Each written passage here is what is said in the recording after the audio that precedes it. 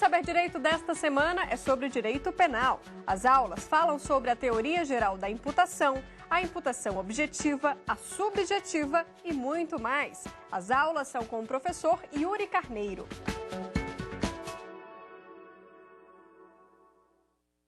Olá, meus amigos. Vamos lá? Vamos dar sequência à nossa quinta aula no programa Saber Direito Aulas, agora dentro de imputação objetiva, com um corte em cima do tema da culpa. Então agora vamos tratar de crime culposo, de culpa, fazer todas as relações possíveis com as outras temáticas aqui tratadas, com a imputação objetiva, com o dolo, para que vocês possam ter agora sim uma visão completa de todo o conteúdo que diz respeito à imputação objetiva e subjetiva no direito penal brasileiro, ou seja, a imputação no direito penal brasileiro. Pois bem, de certa maneira, nós já estamos falando aqui há algum tempo sobre culpa com vocês. Mas, na verdade, precisamos expor de maneira o mais didática possível agora o que seja culpa, quais as modalidades de culpa, quais as espécies de culpa, quais as características do crime culposo.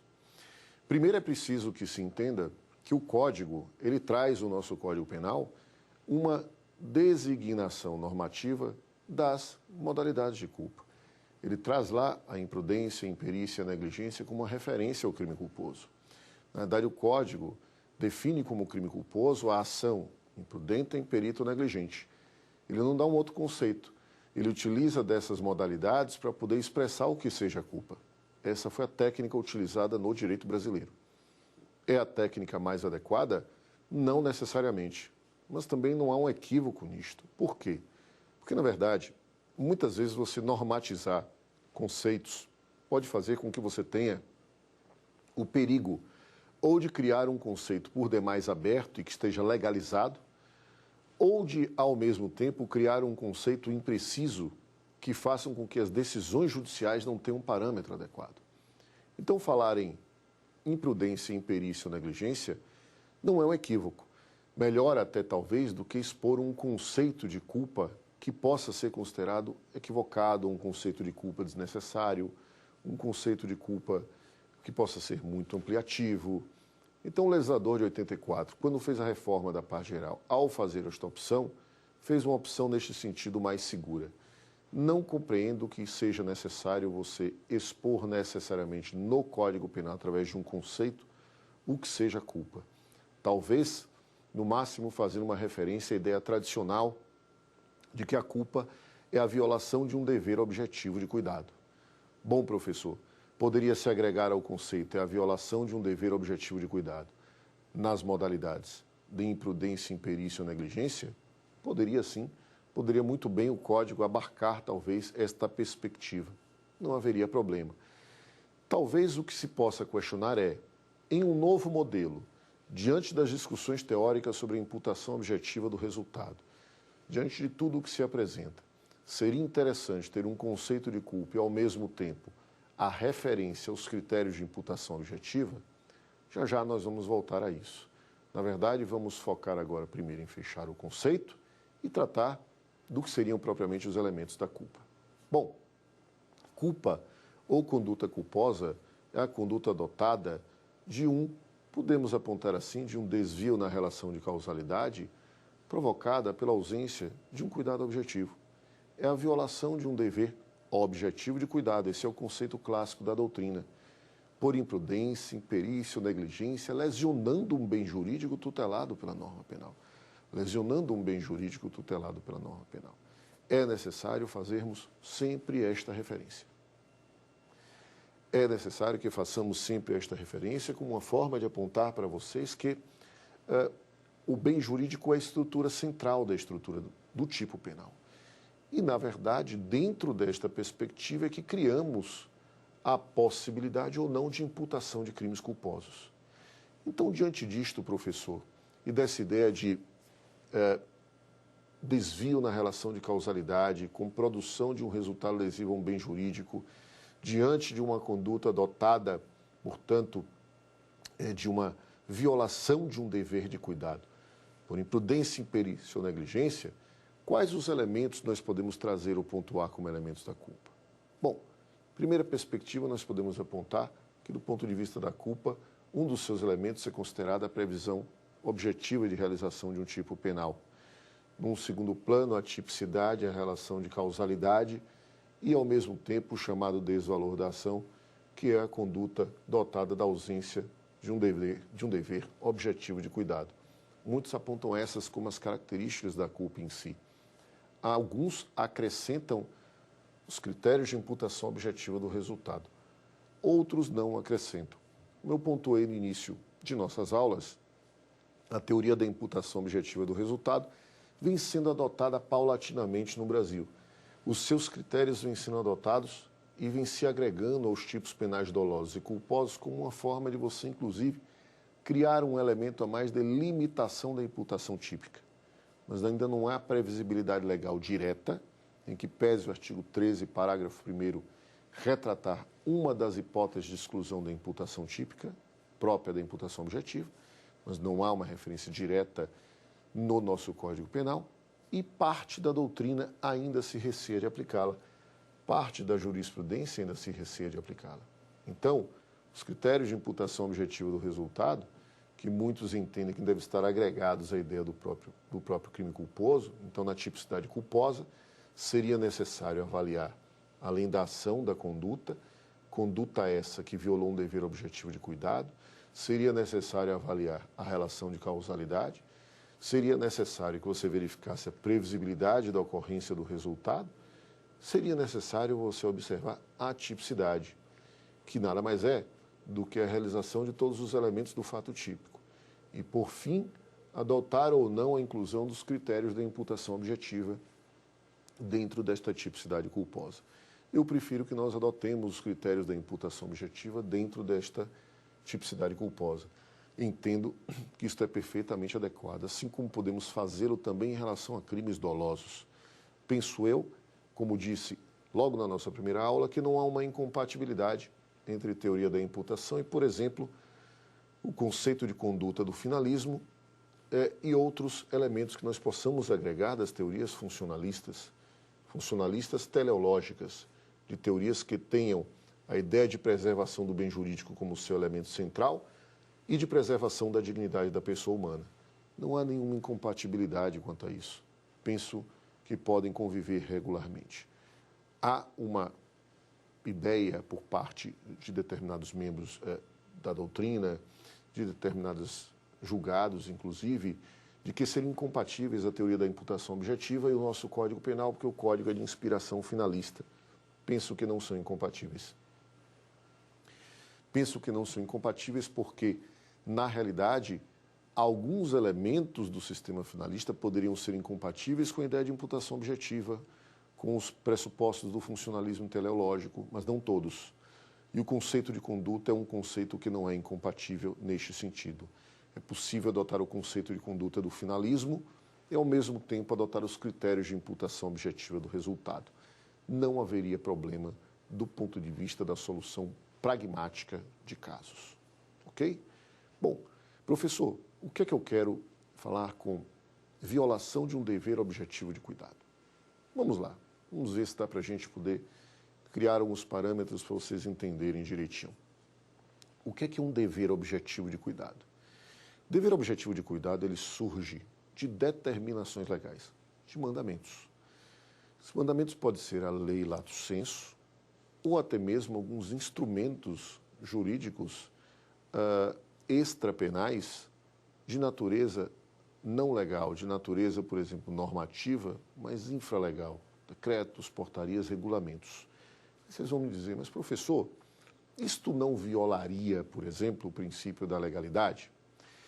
Porque o senhor está falando que eu posso utilizar de decretos, resoluções, portarias, para quê? Para criar condutas criminalizadoras? Na verdade, não. Diante da própria jurisprudência do Supremo Tribunal Federal, de longa data, nós temos que é perfeitamente possível, quando falamos em normas penais em branco, admitirmos que as normas penais elas podem ser normas penais em branco homogêneas ou heterogêneas. As homogêneas são aquelas em que sua fonte de produção normativa é idêntica.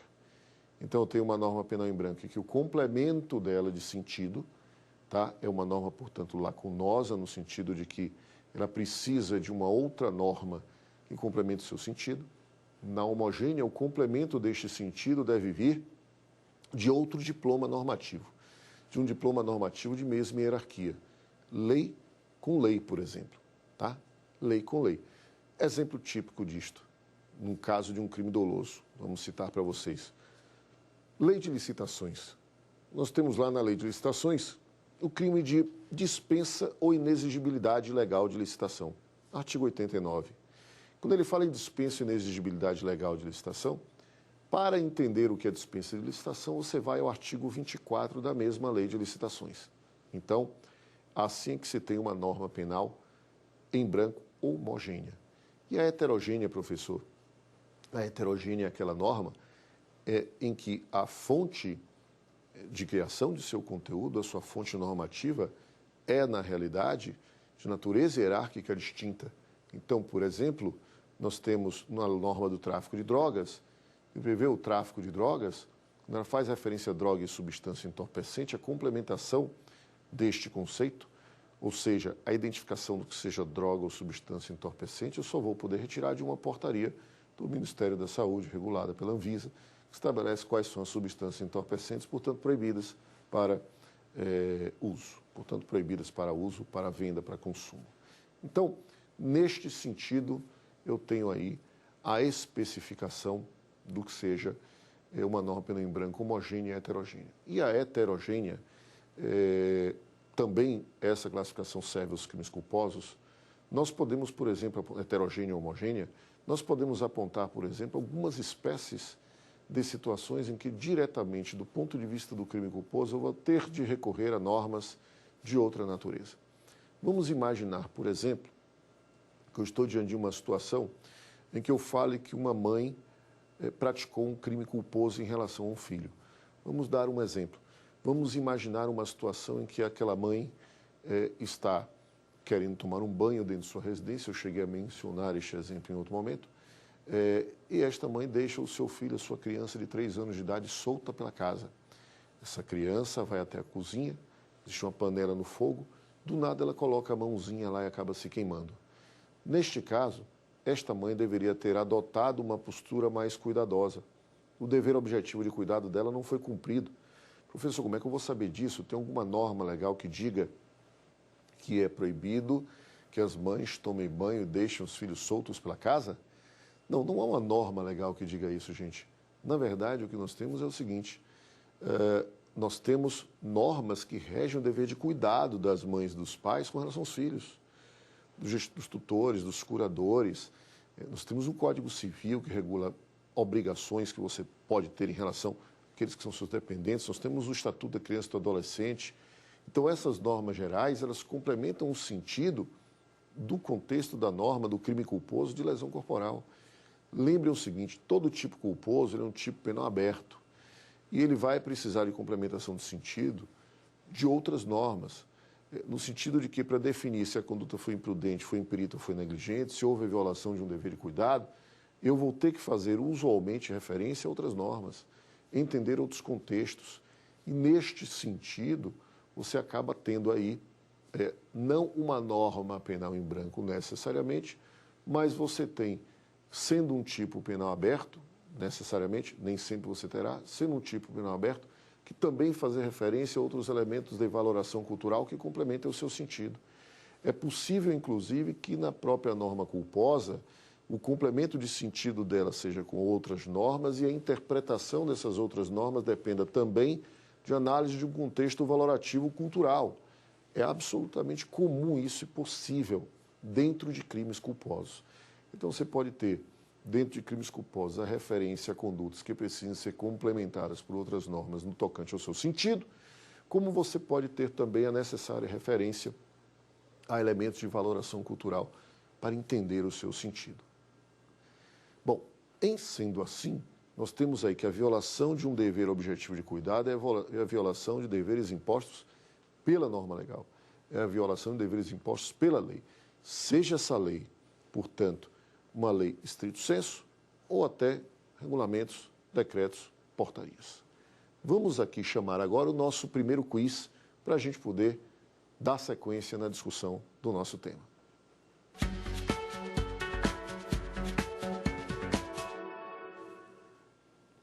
Vamos lá.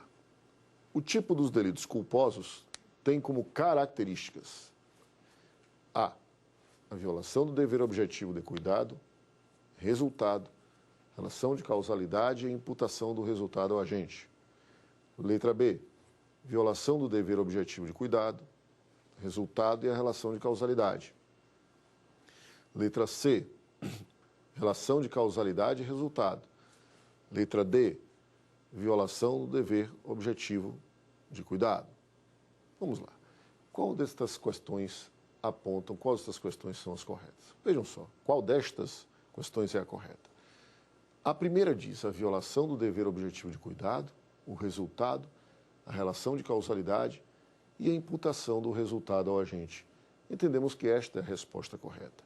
Muitos poderiam pontuar, mas falta o elemento causalidade. Falta, na realidade, falar também da possibilidade de uma previsão do resultado. Bom, do ponto de vista de uma característica geral, pode-se apontar que, ao falar aí em imputação do resultado ao agente, nós estaríamos tratando do âmbito da tipicidade e da previsibilidade também. Por isso, podemos apontar que essas seriam características dos delitos culposos. A resposta correta apresentada, então, seria a letra A. Também não estaria equivocado se você agregasse formalmente o elemento tipicidade e o elemento previsão objetiva de um resultado, neste caso específico. Mas esta se revela como a alternativa correta neste caso. Letra B. A violação do dever objetivo de cuidado, resultado e relação de causalidade. Aí faltariam elementos, assim como na C, relação de causalidade e resultado, assim como na D, que fala apenas da violação do dever objetivo de cuidado. Vamos voltar aqui agora, que a gente tem uma sequência em relação ao nosso conteúdo. Bem, professor, posto isso do que seja a violação do dever objetivo de cuidado, como eu vou medir essa violação do dever objetivo de cuidado? Isso é fundamental, isso é muito importante. Eu vou ter que observar, literalmente, não só regras expressas, como, em muitos casos, a capacidade de conhecimento do agente em relação àqueles fatos. A capacidade de conhecimento que tenha este agente para a possível produção do resultado. Não é aquela chamada capacidade do homem médio, mas uma capacidade cognitiva retirada do agente, daquele ser, naquela situação concreta, de acordo com os dados socioculturais que integra a sua consciência, que ele possui. Então, é fundamental avaliar isso. Por ser o tipo penal culposo um tipo penal aberto, muitas vezes o agente não tem plena consciência de que aquela ação dele, por exemplo, é uma ação descuidada. Isso é importante de ser avaliado. Até porque nem sempre a relação da ação descuidada é uma relação objetiva. Vamos dar um exemplo. Imaginemos esta questão relativa à mãe que deixou a filha ou o filho solto dentro de casa. Bom, dentro de uma situação regular, em que a casa tivesse, por exemplo, todas as janelas ou fechadas ou com telas de proteção, digamos que a cozinha não ficasse ao acesso da criança e que a criança ficasse brincando apenas no seu quarto de brinquedos. Só tem brinquedos e não tivesse perigo.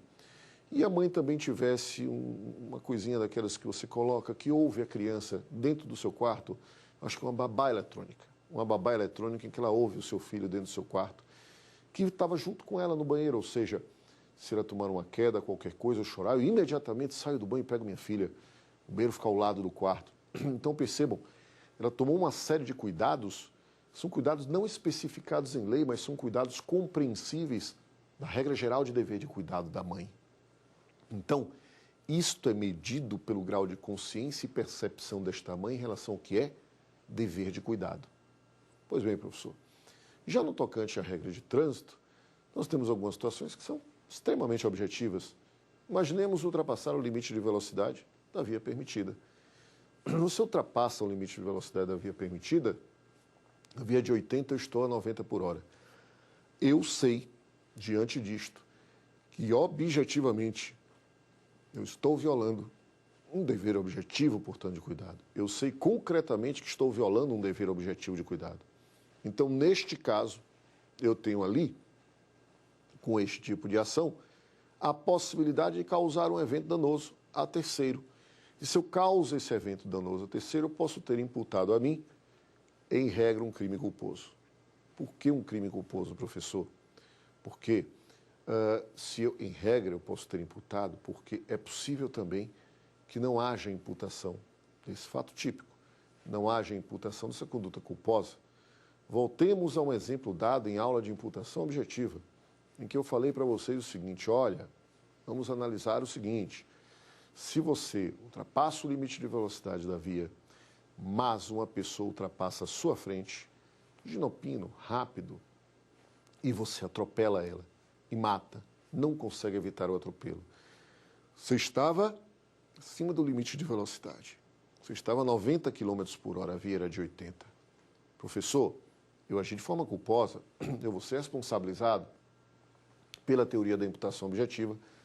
Se você consegue demonstrar, ou na realidade se consegue demonstrar no processo, que mesmo você estando dentro da velocidade permitida da via, 80 km por hora, não teria como evitar aquele acidente, que o resultado não seria outro senão a morte daquela pessoa, daquele paciente, eu efetivamente não posso ser responsabilizado por ausência de um dos fundamentos dos critérios de imputação objetiva do resultado.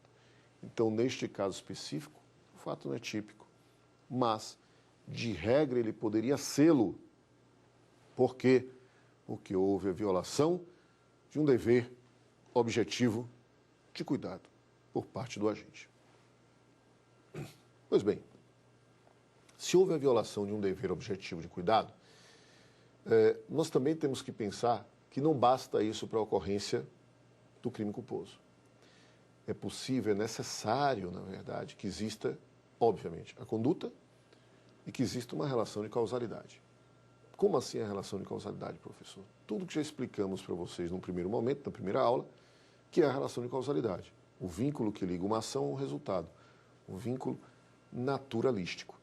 Se há esse vínculo naturalístico, se há essa relação de causalidade, nós temos aí concretamente a possibilidade de ocorrência de um crime culposo. Seja no trânsito, seja culpa numa mesa de cirurgia, seja culpa por conta de uma ausência de vigilância de um banhista ou de um salva-vidas, seja culpa por conta de um incêndio provocado culposamente dentro de uma casa. Todas essas hipóteses têm de se verificar a relação de causalidade. Tem de se verificar a existência do nexo causal entre a ação e o resultado. É preciso observar a ocorrência de um resultado típico e é preciso também que você adote, que você aplique os critérios de imputação objetiva do resultado, conforme já pontuamos aqui longamente para vocês. Professor, além disso, então, o que é que eu posso agora, então, falar da culpa, nominar em relação à culpa? Vamos fazer, então, uma distinção agora das espécies de culpa. Isso é muito importante. A culpa tem duas espécies. A culpa consciente e a culpa inconsciente. Em relação, podemos apontar para vocês a distinção de dolo de culpa, nós vamos fazê-la assim que a gente definir os limites traçados entre a culpa consciente e inconsciente. Mas teorias que justificam essa distinção de dolo eventual e culpa consciente, elas se aplicam a ambos os institutos. São teorias do dolo, mas que se aplicam também no âmbito da interpretação da culpa. Por exemplo, o critério que lá definimos de indiferença em relação ao dolo é o critério adotado dentro de uma teoria do crime culposo para definir o afastamento da culpa consciente dessa perspectiva, o que seria uma teoria também culposa. De forma indireta também seria uma teoria culposa. Qual é a diferença, portanto, da culpa consciente para a culpa consciente?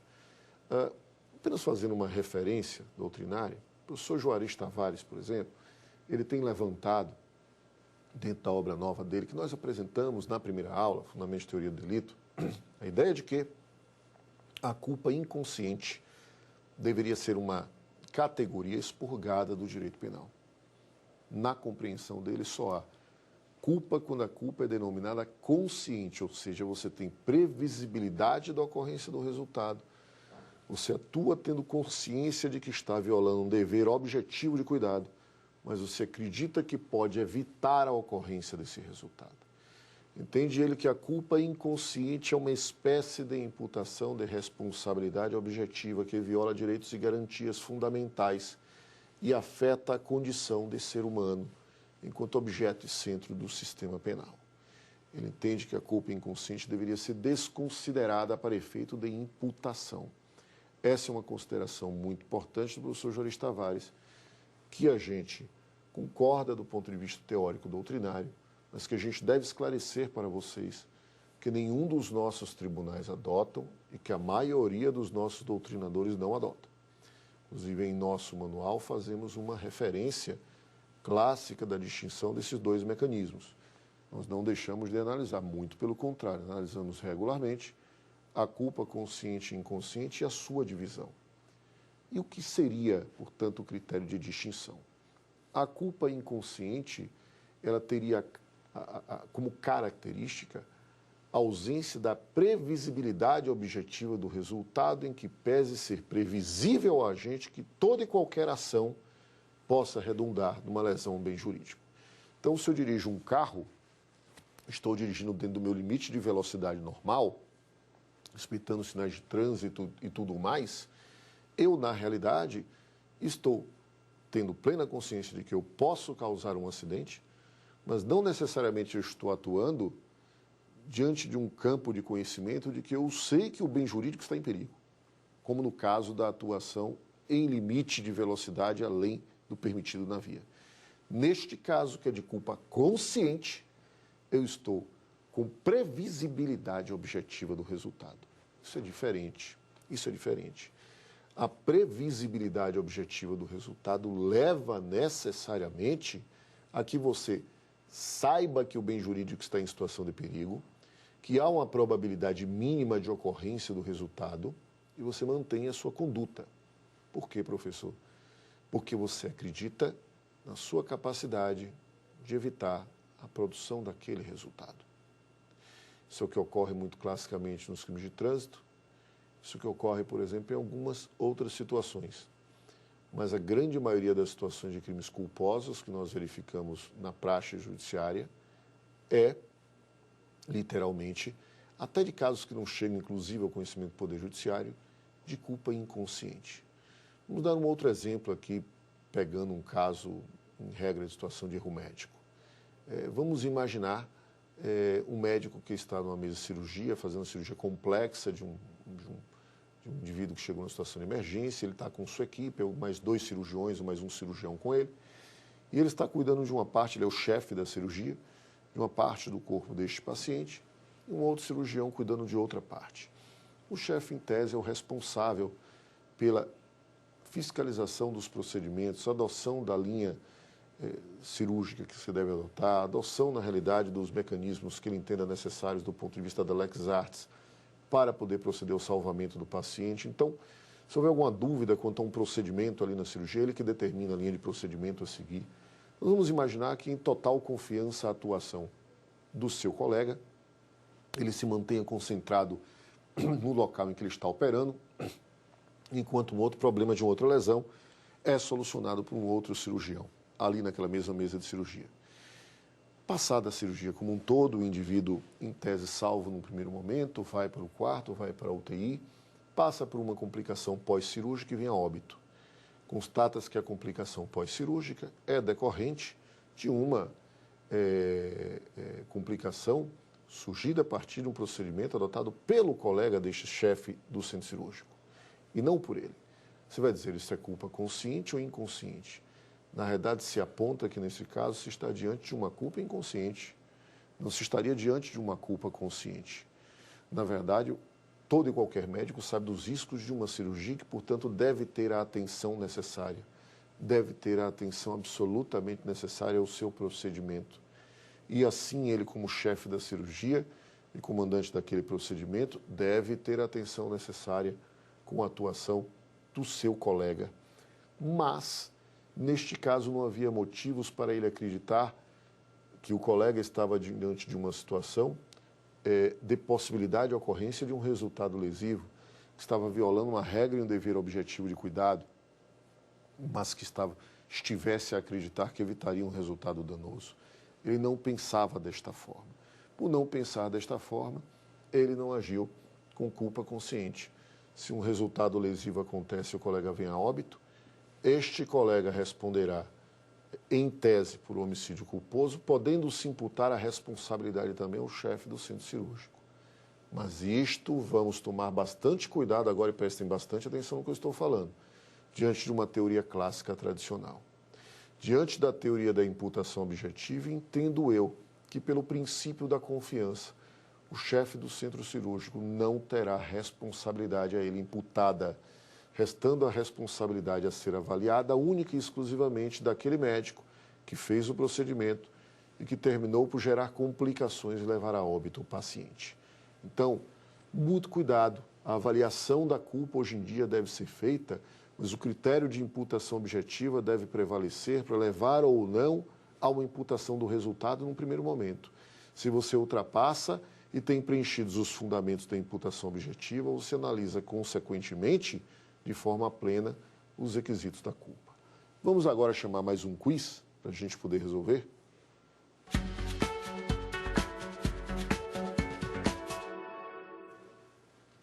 Vamos lá. A culpa consciente tem como características a ação descuidada, a previsibilidade objetiva do resultado e a confiança de que o resultado não irá ocorrer. Letra B, a ação descuidada.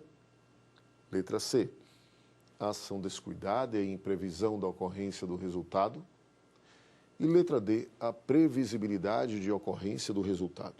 A previsibilidade de ocorrência do resultado. Então, diante do que explicamos para vocês e que acabamos de falar de culpa consciente, qual a resposta correta, meus amigos? A letra A, não temos dúvida. A ação descuidada, a previsibilidade objetiva do resultado e a confiança de que o resultado não irá ocorrer. Então, primeiro, ação descuidada.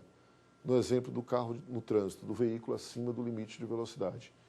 Dirigir acima do limite de velocidade é dirigir de forma descuidada. Previsibilidade objetiva do resultado. A previsibilidade objetiva do resultado está justamente na conduta, naquela previsão, capacidade de previsão que tem o indivíduo, na consciência dele, de que ao dirigir acima do limite de velocidade, ele está necessariamente correndo um risco de causar uma lesão ao bem jurídico. Ele tem essa previsibilidade objetiva. Só que ele tem também a confiança de que o resultado não irá ocorrer. Esta confiança de que o resultado não irá ocorrer é que é fundamental para distinguir, para muitos, a culpa consciente do dolo eventual. Então, na culpa inconsciente, voltando ao nosso exemplo, voltando a esta circunstância, dando sequência através do quiz, na culpa inconsciente, existe uma previsão permanente de que qualquer resultado típico pode acontecer. É uma previsão típica da ação, da conduta. Então, se eu me movo, se eu ando, portanto, se eu dirijo, se eu faço qualquer movimento, qualquer coisa, eu sei que é possível, por exemplo, estando aqui no estúdio, bater a minha mão numa jarra de água e efetivamente causar um dano a alguém ou melar algo no estúdio. Eu posso dirigir num carro, eu sei que eu posso me distrair e atropelar alguém ou bater o carro em algum local. Isso é o que se chama do requisito geral de previsão. Mas a chamada previsibilidade objetiva do resultado tem uma outra característica. Nela, você tem previsão de que um resultado lesivo ao bem jurídico pode ocorrer. E, de, consequentemente, de que você pode estar praticando, realizando elementos da própria tipicidade. Isso é uma situação clara. Por isso essa distinção. Por isso a necessidade de fazermos um reforço dessa distinção, de apontarmos isso para vocês. Então, isso servirá para, junto os critérios de imputação objetiva do resultado, estabelecermos de que maneira, por exemplo, nós temos como fazer uma referência, um tratamento adequado do crime culposo. Nós vamos lá, vamos continuando. Vamos agora falar das modalidades, na realidade, de culpa. As espécies são culpa consciente e inconsciente. Nas modalidades, nós temos a imprudência, a imperícia e a negligência. O que é imprudência? O que é imperícia? O que é a negligência? A imprudência e a negligência, eu gosto de falar delas em conjunto. Por quê, professor? Porque eu vou distinguir a imprudência da negligência de duas maneiras. Aliás, de uma maneira, me perdoe, muito simples. A imprudência é um fazer, a negligência é um não fazer. A imprudência é uma ação positiva, a negligência é uma inação, uma não ação, um não fazer. Toda conduta negligente é uma conduta de não fazer, que violou um dever objetivo de cuidado. Então, eu deixei de fazer as revisões do freio do carro, fui viajar, durante a estrada perdi os freios, bati num carro, o carro da frente capotou, uma pessoa veio a óbito. Por que ela veio a óbito? Eu guardei a distância necessária entre um carro e outro, guardei. Se eu tivesse freado e os freios estivessem bons, naquele ritmo de frenagem, eu teria evitado o acidente, Mas, como os freios estavam gastos, a pastilha de freios do carro estava totalmente desgastada, eu perdi frenagem, perdi espaço. Então, quando pisei o pé no freio, ele demorou muito de responder e respondeu pouco, gerando a batida, gerando dano no terceiro. Então, neste caso, a minha conduta foi negligente. Professor, imprudente. Imprudente é a conduta daquele que, por exemplo, dirige em alta velocidade. A via de 80 km, ele dirige a 100. Quando vem um carro na contramão de direção, um carro ultrapassando do outro lado da pista, numa estrada, ele não consegue frear a tempo, nem desviar o carro a tempo e choca-se de frente com aquele veículo. O veículo estava fazendo ultrapassagem no local correto, mas ele estava em tão alta velocidade para aquela via que ele não teve tempo de evitar o acidente de maneira adequada e acabou batendo no carro do terceiro.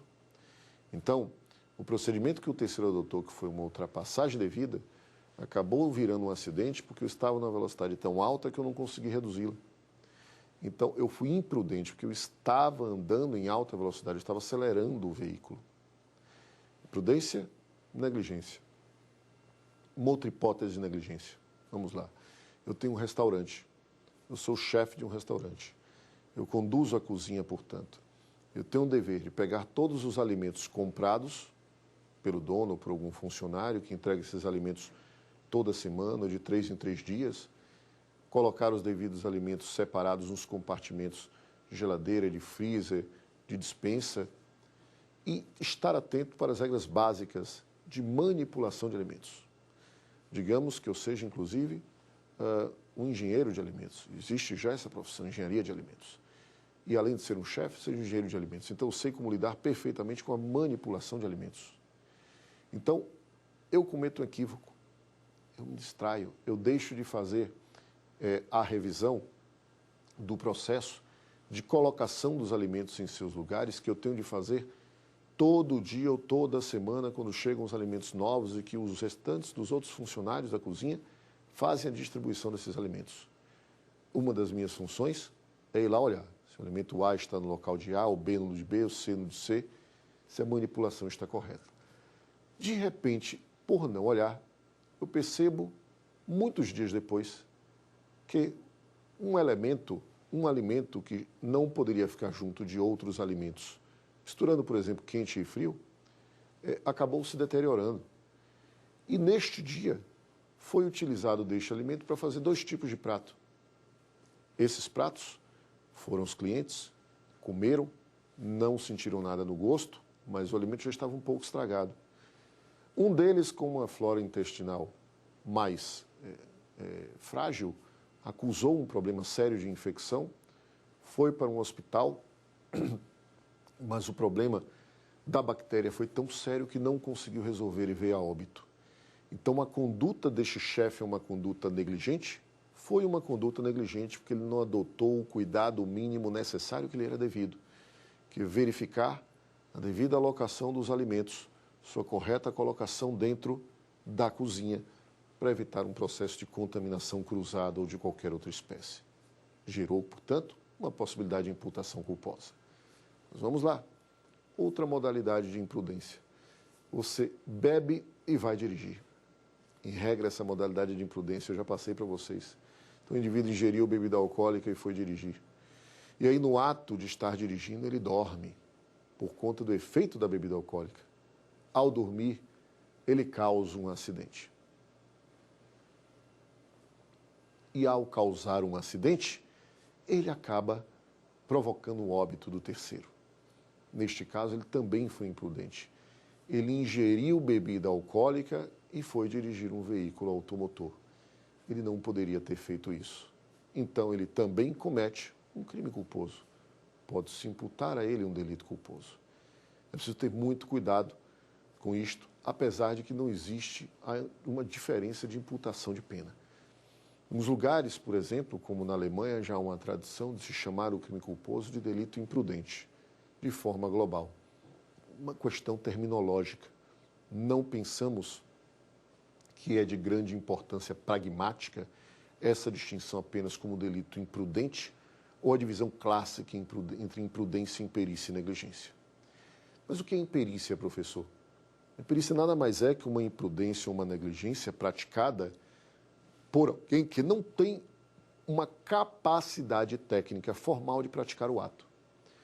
Vamos imaginar que um garoto com 16 anos, vamos imaginar assim, que não tem carteira de motorista, habilitação para dirigir, pegue o carro do seu pai e resolva dirigir para ir comprar alguma coisa no supermercado. Ele pegou escondido, a chave estava bem escondida, o pai não deixou a chave em local, digamos que aberto, livre. Não, tomou os devidos cuidados para evitar que o filho pegasse sem que ele percebesse. Mas o garoto esperto conseguiu pegar e foi para o supermercado. Professor, chegando lá, o que aconteceu? Lá nada. Na volta do supermercado, ele bate o carro e mata um terceiro. Por quê? Porque, de alguma maneira, ele acabou se distraindo no trânsito. Esta conduta dele, só o simples fato para a doutrina dele estar dirigindo sem, na realidade, possuir habilitação, ao causar um dano, vai-lhe ser imputado o resultado a título de imperícia. Mas, professor, não haveria um contrassenso? Para mim, sim. Na minha compreensão, é preciso tomar muito cuidado com esse conceito, inclusive com as decisões jurisprudenciais, que para você imputar o resultado ao indivíduo como imperito, não basta que ele não tenha capacidade técnica de praticar aquela ação. É preciso agregar uma negligência ou uma imprudência. Se este jovem, ao bater este carro, agiu distraidamente, sendo negligente, você retrata a negligência e a imperícia pontuada na ausência da habilidade formal, da capacidade formal de dirigir o veículo automotor. Aí sim você pode dizer que há um crime culposo. Mas se você não fizer desta forma, na minha compreensão, seria uma forma de responsabilização objetiva do resultado. Então, neste sentido, é preciso tomarmos muito cuidado com a avaliação que se faz da imperícia, da imprudência e da negligência. Professor, outros casos de imperícia sempre seguem essa regra? Sim. Não confundam isso com determinados aumentos de pena que existem no nosso Código Penal e se agregam à qualificação ou à condição de ter sido praticado o delito pelo indivíduo, um crime culposo, que possuía determinada capacitação técnica. Não se confunda com isso. Aqui nós estamos falando daquele que não tem perícia para a prática de um determinado ato, uma perícia considerada formal, portanto, para a prática de determinado ato. Preciso ter muito cuidado com isso, ok? Então vamos lá. A imprudência é um fazer, a negligência é um não fazer, a imperícia é um fazer ou um não fazer, dotado de ausência de capacidade técnica por parte do agente. Essas são 3 modalidades postas no Código Penal e que é necessário, absolutamente necessário, que sejam observadas. Vamos agora para o nosso terceiro quiz, para a gente continuar o andamento de nossa aula.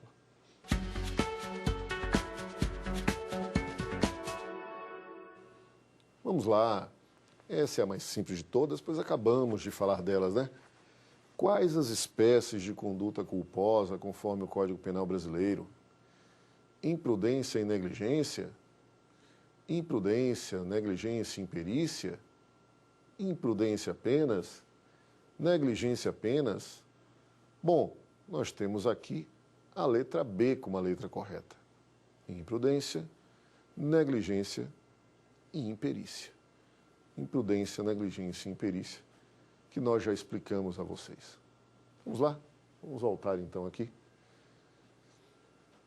Vamos agora falar do que, professor? O que é que nós vamos tratar agora em relação à culpa? Porque falamos de modalidade, falamos de espécies, falamos do conceito, dos seus elementos. Vamos lá. Vamos falar para algumas questões que são um pouco polêmicas em relação ao crime culposo, que é preciso bem definir para vocês. Por exemplo, é possível tentativa de um delito de crime culposo? O crime culposo é compatível com a tentativa? Existe compatibilidade entre crime culposo e tentativa? Nós entendemos que não. Por quê? Muito simples.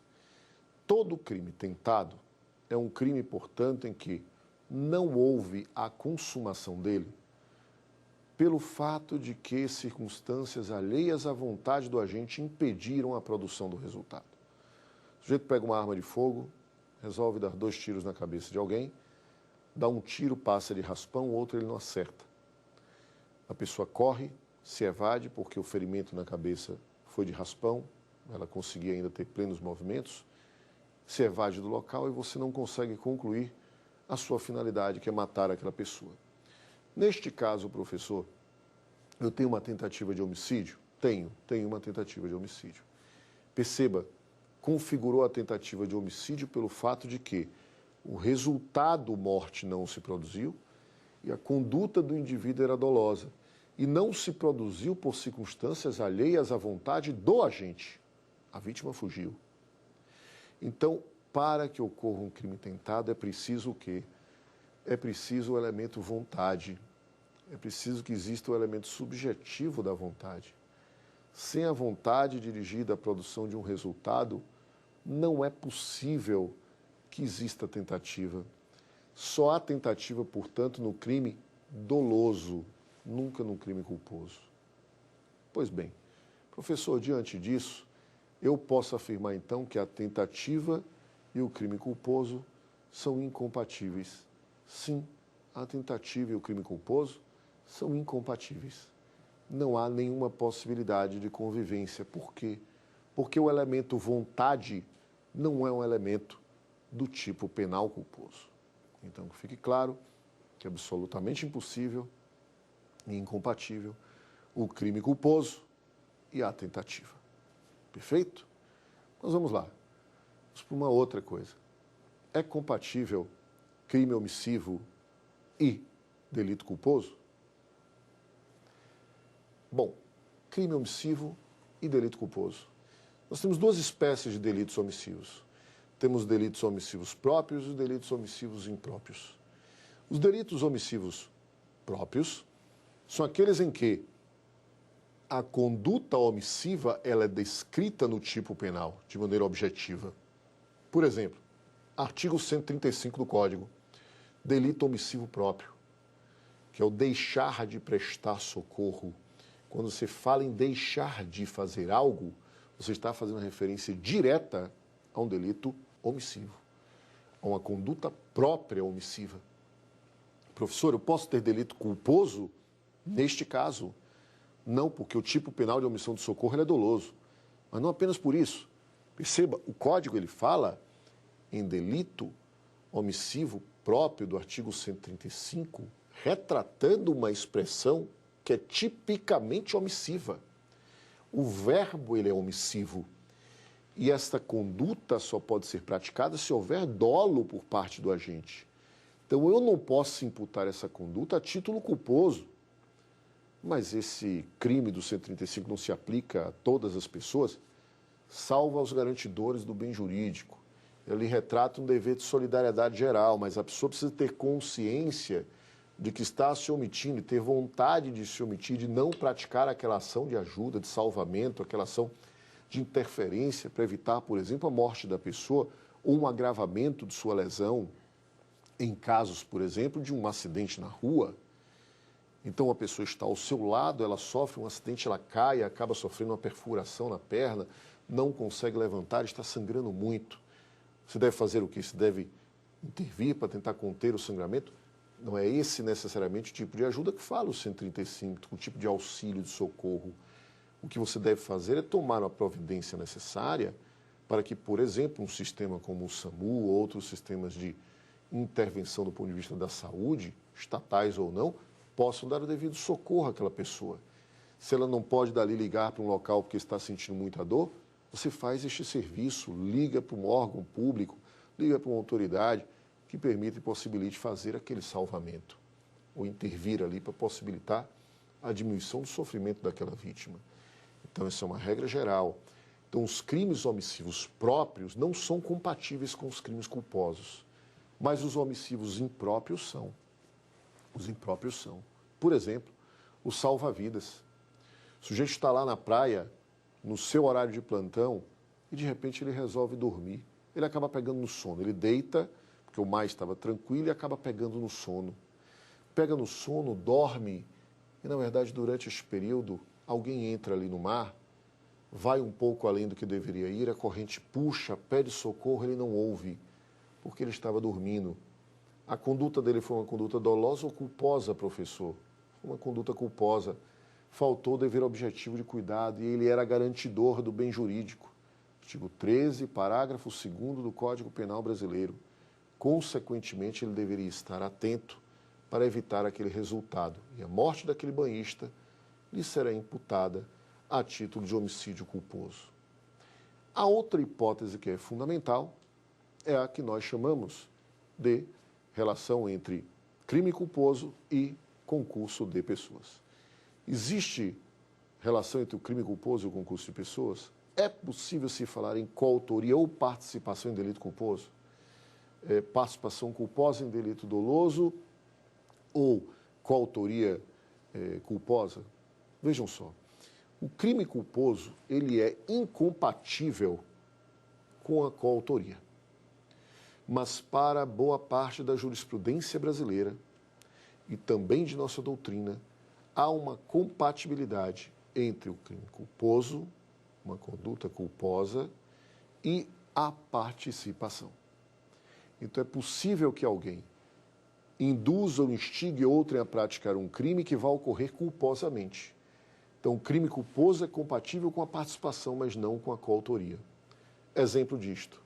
Uma pessoa dirige, não quer dirigir sob efeito de álcool, mas um terceiro, um amigo, resolve induzi-lo a dirigir sob efeito de álcool. Esta pessoa dirige sob efeito de álcool, este amigo está no veículo, aquele que dirigia sob efeito de álcool, após indução do terceiro, comete um crime, pratica um acidente e leva alguém a óbito. Tem-se entendido que, neste caso específico, o agente praticará um homicídio culposo.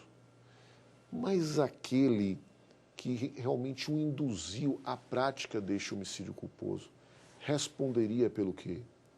Alguns têm apontado, na minha compreensão de maneira incongruente, que seria uma espécie de participação dolosa no homicídio culposo. Entendo que, na realidade, esta teoria é uma teoria sem sustentáculo e sem fundamento. Eu não posso, na minha compreensão, admitir nenhuma espécie de participação dolosa em crime culposo, participação culposa de qualquer sorte numa situação de concurso de pessoas, porque o elemento de vontade absolutamente necessário, o elemento subjetivo de ligação para o concurso de pessoas. São 4 os elementos do concurso de pessoas. 1, a pluralidade de agentes. 2, o nexo de causalidade. 3, o elemento ou vínculo subjetivo. E 4, a identidade de ilícito. Então, eu não posso admitir que, neste caso, exista nenhuma espécie de correlação entre crime culposo e concurso de pessoas, porque eu não tenho vínculo subjetivo entre as ações dos agentes. Então, meus caros, seja nesta hipótese do carro ou em quaisquer outras que envolvam participação em crime culposo, eu não posso admitir essa modalidade, em que pese alguns doutrinadores a aceitarem. Vamos aqui fazer um breve resumo, então. Bom, crime culposo é o quê? É a violação de um dever objetivo de cuidado, violação do dever objetivo de cuidado, praticado, quero dizer, através de modalidades de imprudência, de imperícia, de negligência, e que afetam e lesionam um bem jurídico tutelado pela norma penal. Então fique bem claro isso. Violação do dever objetivo de cuidado, imprudente, imperito ou negligente, e que levam à lesão de um bem jurídico penal. Este é o crime culposo. Estas são suas modalidades. E temos a culpa consciente e a culpa inconsciente como elementos importantíssimos para a sua definição e distinção.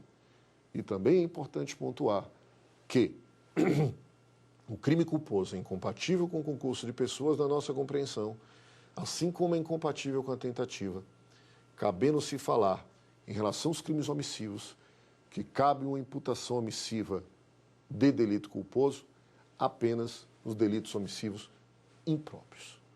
Muito obrigado a todos vocês. Fica aqui o grande abraço por todas essas 5 aulas que nós passamos. Estou à completa disposição de vocês em todos os nossos canais de comunicação e redes sociais e espero que tenha sido muito proveitosa essa aula sobre imputação no direito brasileiro. Um grande abraço, fiquem com Deus.